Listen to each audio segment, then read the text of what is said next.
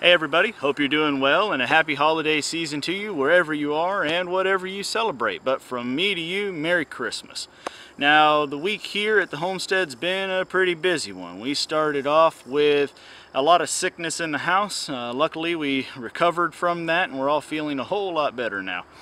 But on the homestead side of things, we've been having a livestock problem. And I've kind of learned the hard lesson on why you usually want to let your animals reproduce in spring, grow throughout the summer, and then you harvest the majority of them before the cold winter sets in.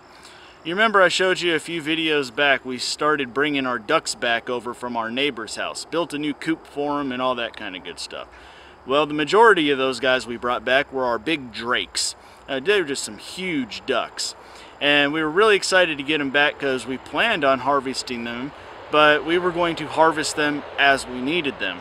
That turned out to be a huge mistake, at least right this time. What ended up happening is this week we've lost 3 of those ducks, and it was almost back to back to back. And the best thing I can come up with is we had several days for the first time this year that went below freezing. And the best I can think is that the big ducks were putting off the most heat, and so all the other ducks tried piling around and on them. And the only reason that makes sense to me is because they were the biggest ducks. There was nothing else there to challenge them or dispute their authority. There was plenty of room for them to move around. The only thing that makes sense is that they got piled on. And it was one night, it was our big all-white drake, and that really hurt my wife's feelings because we were really excited about having that color in our breeding.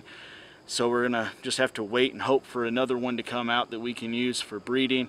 And then the next 2 biggest drakes after that passed away as well, and it hasn't happened since.